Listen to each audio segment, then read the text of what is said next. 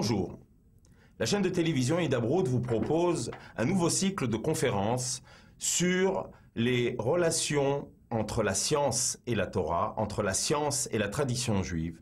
Ces relations qui semblent conflictuelles, qui semblent difficiles à imaginer entre deux domaines de la pensée, vont pourtant apparaître au fil de nos cours d'une unité totalement inimaginable, parce que de prime abord, il semblerait qu'il s'agit de deux domaines totalement antagonistes. En effet, par exemple, si l'on retient comme thématique celui de la datation de l'univers, il semblerait que dans ce domaine-là, les deux courants de pensée s'opposent totalement, avec, pour rappel, un domaine de la pensée, celui de la science, qui propose une datation de l'univers avec la théorie du Big Bang à 15 milliards d'années.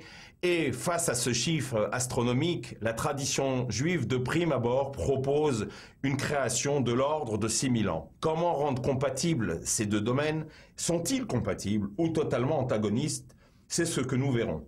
Il n'en reste pas moins qu'au-delà de la création, nous allons aborder 4 grandes thématiques qui vont illustrer, qui vont nous permettre de découvrir si effectivement la science s'oppose à la Torah, à la tradition juive. Ces 4 thèmes sont les suivants. Nous allons dans un premier temps aborder la signification du temps et de l'espace dans un cadre assez général de compréhension de l'existence, de compréhension de la création, telle que la science propose cette réflexion.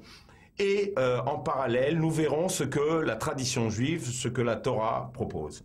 La deuxième thématique, comme j'en ai parlé, concerne la création à proprement parler, la datation de l'univers, et nous verrons là encore ce que proposent ces deux courants de pensée a priori antagonistes. Un troisième thème concerne encore l'univers envisagé sous une autre thématique, sous un autre aspect, sous une autre forme. Il concerne la dimension de l'univers, l'aspect intrinsèque de l'univers, c'est-à-dire, est-ce que l'on caractérise l'univers comme un lieu d'existence finie ou un lieu d'existence infinie? Une opposition qui semble radicalement différente entre ces deux propositions, finie ou infinie. Nous verrons ce que propose la science d'une part, et nous verrons ce que la tradition juive répond par rapport aux différents modèles, aux différentes propositions de la science. Enfin, un quatrième thème assez général qui, de prime abord, concerne plus spécifiquement la tradition juive ou tout courant de pensée religieux, mais nous verrons qu'il concerne et qu'il s'insère de manière systématique, certainement avec beaucoup de subtilité que nous tâcherons de découvrir. Il s'agit du domaine de la croyance comme une notion intrinsèque à la pensée religieuse et que je tâcherai de démontrer comme également intrinsèque à la pensée scientifique. Alors, dans cette première partie, aujourd'hui, nous allons reprendre les fondamentaux de la science et de la tradition juive pour comprendre comment la compréhension de l'existence, la compréhension de la création est-elle envisagée aussi bien par la science que par la Torah. Une première chose que je voudrais signaler et qui est important dans l'utilisation du mot Torah que je ferai systématiquement au cours de ces conférences.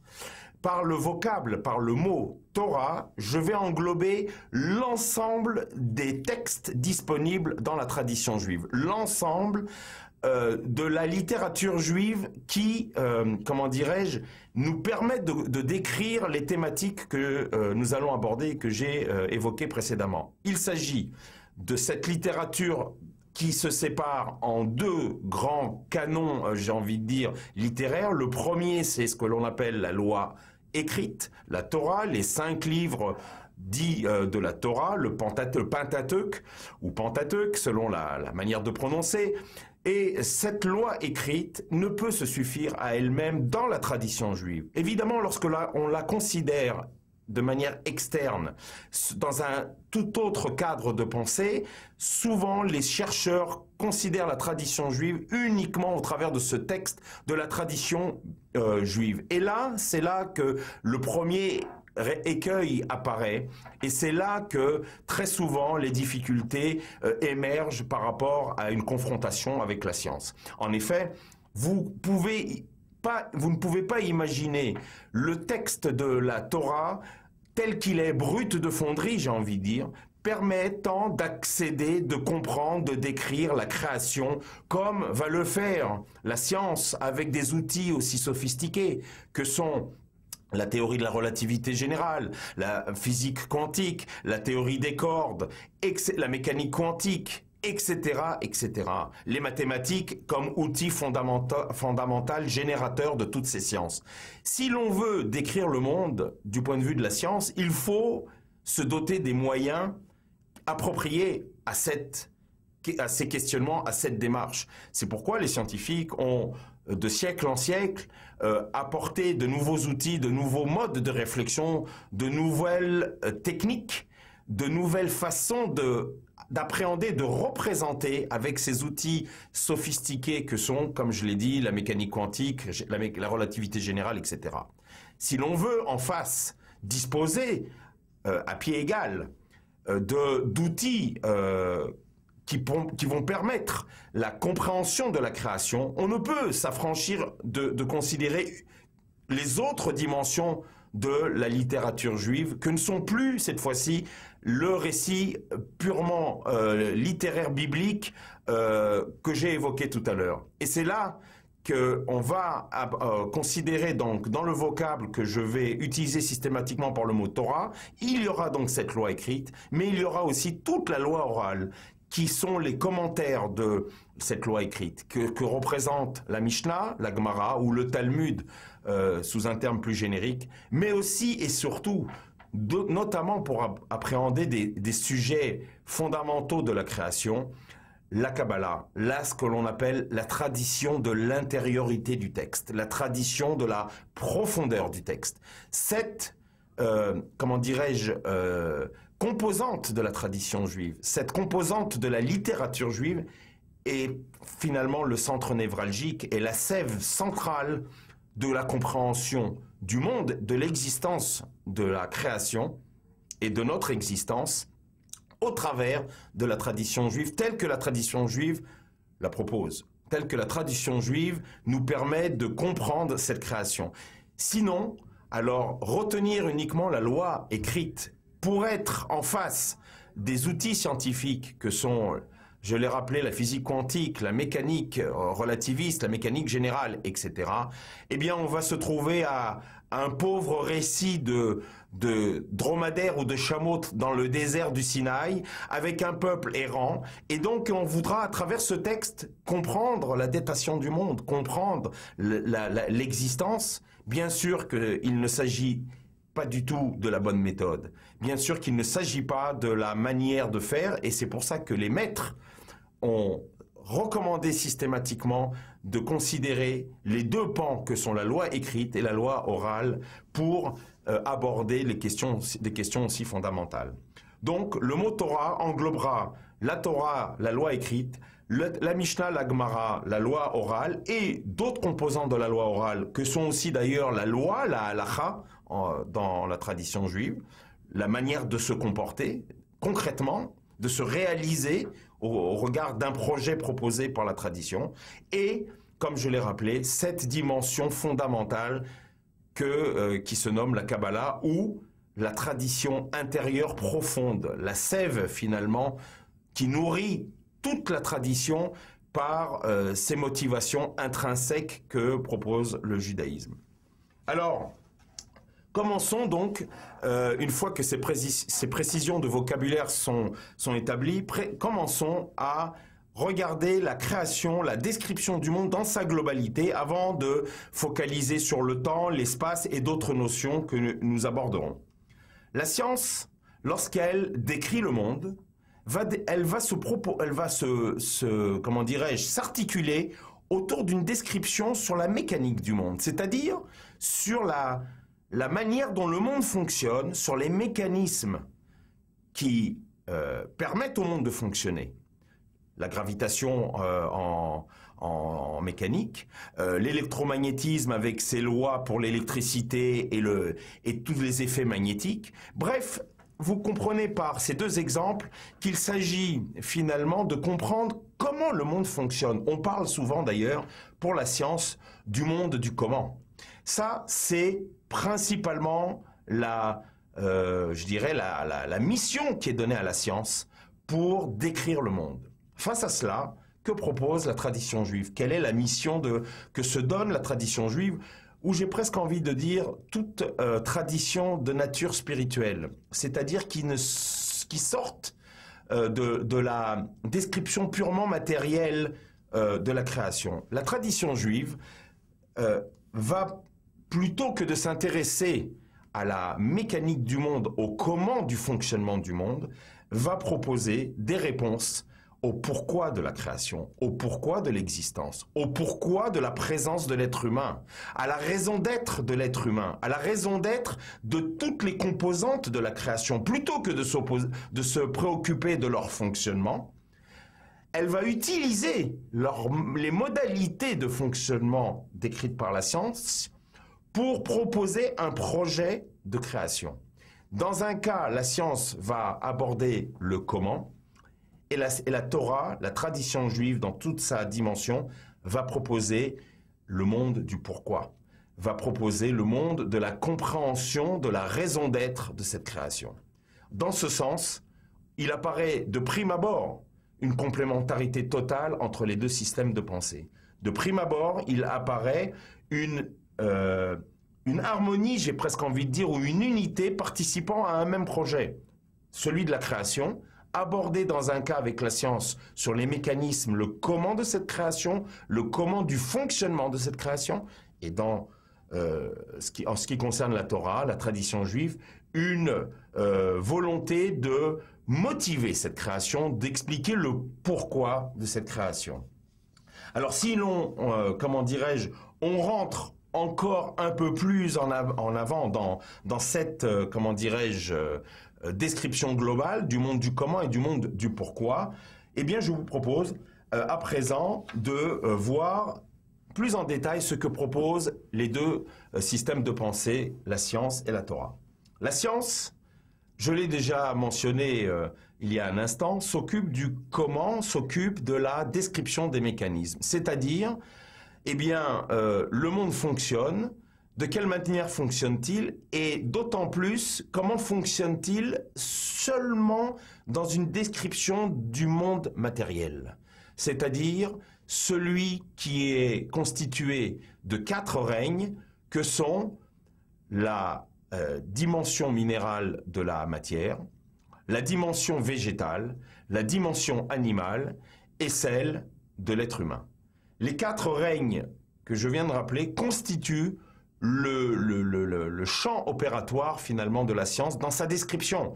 Il y aura la biologie, la chimie, il y aura la médecine, il y aura bien sûr, comme je l'ai déjà rappelé, la physique et de manière commune les mathématiques qui vont permettre à chacune de ces parties de la science de vivre, de se développer et de se nourrir de l'appareil mathématique adéquat pour pouvoir proposer la compréhension de ce comment de la matière. Et donc, ces 4 mondes, ces 4 règnes de l'existence matérielle, la science va se poser une question fondamentale concernant ces 4 modalités de l'existence matérielle. La question fondamentale est liée à l'observation de cette matière. Lorsque l'on regarde autour de soi cette matière semble paisible, équilibrée, dans une harmonie totale. Aucun bruit, aucun mouvement, si ce n'est que si l'on fait bouger les objets. On regarde une paire de lunettes par exemple, celle-ci est constituée d'un matériau parfaitement statique, qui ne bouge pas, qui ne se déforme pas si l'on n'exerce pas sur lui des pressions extérieures. Et donc la matière semble être dans une harmonie paisible totale. En fait, les scientifiques ont découvert qu'il n'en est rien. Les scientifiques ont découvert qu'au sein de la matière, toute matière, toute composante de matière soit-elle, les scientifiques ont découvert que 2 forces antagonistes s'opposaient au sein de la matière. Évidemment, si ces 2 forces on présente la même intensité, alors on pourrait comprendre l'harmonie et l'équilibre de cette matière a priori calme. Or, en fait, les scientifiques ont aussi découvert que ces deux forces, que sont la force de gravité ou la force d'attraction universelle, plutôt dans ce cadre-là, et la force d'interaction électrostatique, ces deux forces s'opposent, mais d'une intensité radicalement différente. Or, si deux forces s'opposent de nature différente et d'intensité radicalement différente, alors on peut se poser la question, comment cette matière tient-elle? C'est ce que sont posés les scientifiques. Comment cette matière reste-t-elle cohérente? C'est pourquoi ils ont introduit une troisième notion à ces deux forces que l'on appelle l'énergie de cohésion de la matière. L'énergie qui permet à cette matière de rester harmonieuse, stable, équilibrée, calme, presque, j'ai envie de dire, comme je l'ai déjà mentionné précédemment. Ce troisième facteur est le ciment quelque part, et le conciliateur physique entre la première force, la force d'attraction universelle, qui a tendance à rapprocher les particules de matière entre elles, et la force électromagnétique ou électrostatique dans ce cas, qui a plutôt tendance à éloigner les particules de matière, mais dans des proportions et dans une intensité qui n'équivaut pas la force d'attraction dont j'ai parlé précédemment. Donc ce troisième élément est un élément fédérateur. On l'appelle l'énergie de cohésion. Cette énergie de cohésion, finalement, procure la vie à cette matière, c'est-à-dire l'existence à cette matière. Pourquoi je parle de vie? Pourquoi je parle d'existence? Parce que sans ce troisième élément fédérateur, ce ciment quelque part, eh bien la matière se disloquerait par déséquilibre entre une qui tire de trop ou une qui pousse pas assez entre ces deux forces, sans rentrer dans les détails de la physique à proprement parler. Et donc, cet élément fédérateur, l'énergie de cohésion, est l'élément de vie de la matière. Alors, une autre question apparaît dans cette description générale, puisque cet élément fédérateur, cette vie qui est procurée par l'énergie de cohésion, cette énergie-là, elle existe pour rendre la matière viable. On peut se poser la question de savoir, mais cette énergie elle-même, d'où tire-t-elle sa vie? D'où tire-t-elle son énergie? De la même manière que la matière, finalement, tire sa vie, sa possibilité d'existence à cette notion d'énergie de cohésion, à cet élément fédérateur, cet élément de vitalité. Pour cet élément de vitalité, d'où tire-t-elle son énergie? D'où tire-t-elle de cette vitalité-là sa vitalité? Qui alimente, qui énergétise cet élément fédérateur? D'où vient la vie? Quelle est la source de cet élément fédérateur? Et là, les scientifiques n'ont pas pu répondre. Les scientifiques ne proposent pas, à ma connaissance, d'éléments qui seraient en quelque sorte le vital du vital. Puisque le vital de la matière, c'est l'énergie de cohésion, quelle est l'énergie qui apporte la vie à cette énergie de cohésion? Pas de réponse dans la science, et nous allons voir que sur le même modèle, la tradition juive, évidemment en dépassant le texte purement écrit, littéral, de la Torah, eh bien en apportant des compléments de l'ordre de ce que l'on a appelé, de ce que j'ai rappelé tout à l'heure, la Kabbalah, la tradition interne, pnimi on dit en hébreu, l'intériorité du texte, on va trouver chez les maîtres de la tradition juive un élément de réponse à cette question. Quelle est la source? Quelle est l'énergie? D'où vient l'énergie qui permet à cet élément fédérateur de la matière d'exister? La Torah, la tradition juive, va donc décrire le monde, d'une part du point de vue physique comme la science, sur la base des 4 règnes que j'ai évoqués tout à l'heure, le minéral, le végétal, l'animal et l'être humain, mais également à un niveau qui n'est plus de l'ordre du matériel, à un niveau qui est de l'ordre de ce que l'on appelle le spirituel. Alors, pour ne pas proposer une langue de bois, le spirituel, comment allons-nous le définir? Eh bien, les maîtres de la Kabbalah le définissent de manière extrêmement précise. D'abord, un grand maître de la Kabbalah, Rabbi Moshe Chaim Luzzatto, le Ramchal, d'autres kabbalistes, d'autres maîtres de la Kabbalah l'ont proposé certainement, mais on trouve de manière très claire chez le Ramchal cette notion-là. Les êtres, l'existence spirituelle, c'est par définition celle qui sort du cadre des 5 sens dont sont dotés l'être humain. Autant les quatre règnes de la matière peuvent être appréhendés par les 5 sens de l'être humain, autant les créatures spirituelles dépassent la possibilité, la faculté des sens de l'être humain. C'est ce que l'on va appeler les êtres, les existences spirituelles. Alors quelles sont-elles, ces existences? De la même manière qu'il y a 4 existences matérielles, eh bien on va trouver 2 catégories d'existences spirituelles qui sont proposées par les maîtres de la Kabbalah, dont le Ramchal a beaucoup écrit sur ce sujet notamment. Il y a 2 catégories de créatures matérielles. Rappelez-vous, il y a bien 4 créatures, 4 types de créatures matérielles. Il y a donc, 2 types de modalités d'existence ou de créatures spirituelles. La première, c'est ce que l'on appelle les neshamot en hébreu, les âmes. Et je reprendrai cette thématique dans une autre conférence plus tard dans notre cycle. Et la deuxième catégorie d'êtres spirituels, c'est ce que l'on appelle les malachim, les anges. Alors il faut tout de suite s'écarter et nettoyer tout le bruit médiatique qui a pollué la connaissance de nombre d'entre nous concernant ce que l'on appelle les anges. Les anges, ce ne sont pas des êtres, des créatures avec des petites ailes sur les côtés. C'est pas du tout ça. Le judaïsme propose une vision des créatures angéliques, on va dire en français, les anges, les malach, à partir tout simplement une compréhension de ces créatures, tout simplement à partir de l'hébreu lui-même qui dénomme ces créatures. Malach, les anges, malach, l'ange en hébreu.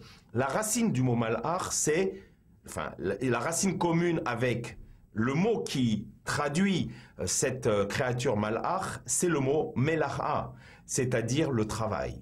Or, on peut se poser la question, de quoi s'agit-il? Un ange qui travaille, qu'est-ce qui travaille? Or, la science propose justement ce qui travaille dans la création. Ce qui travaille dans la création, ce sont des forces. La physique dit, les êtres qui travaillent dans la création, les êtres, les existences, les modalités, vous appelez ça comme vous voulez. Ceux qui travaillent dans la création du point de vue de la physique, on n'est plus dans la Kabbalah. Ce sont les forces, la force magnétique, la force électrique, la force nucléaire, la force de gravitation. Elles travaillent. Donc les malachim, ce sont des forces. Les anges, ce sont des forces, ni plus ni moins. Une catégorie de ces forces sont les forces de la physique. Une catégorie. Les Mekoubalim, les kabbalistes, proposent un système beaucoup plus riche et beaucoup plus complexe de forces dans la création. Mais dans cet ensemble extrêmement riche et varié, se trouve comme catégorie, j'ai envie de dire, élémentaire, la plus peut-être primaire quelque part, la plus proche de la matière si vous voulez, ce sont les 4 forces de la physique. Ces 4 forces, c'est ce que l'on appelle dans la tradition juive des forces. Nous allons voir dans la prochaine conférence comment ces forces sont-elles organisées au-delà des 4 forces de la physique pour répondre à la question que j'ai posée tout à l'heure au nom de la physique et pour laquelle il n'y a pas de réponse, je la rappelle. Comment cette énergie de cohésion, on pourrait presque dire cette force de cohésion, comment trouve-t-elle sa vitalité pour exister elle-même, puisque c'est elle qui est responsable de l'existence de la matière? Qui est responsable? Trouve-t-on une explication pour décrire ce qui a la responsabilité de faire vivre cette énergie de cohésion? C'est ce que nous verrons dans le prochain cours, si vous le voulez bien.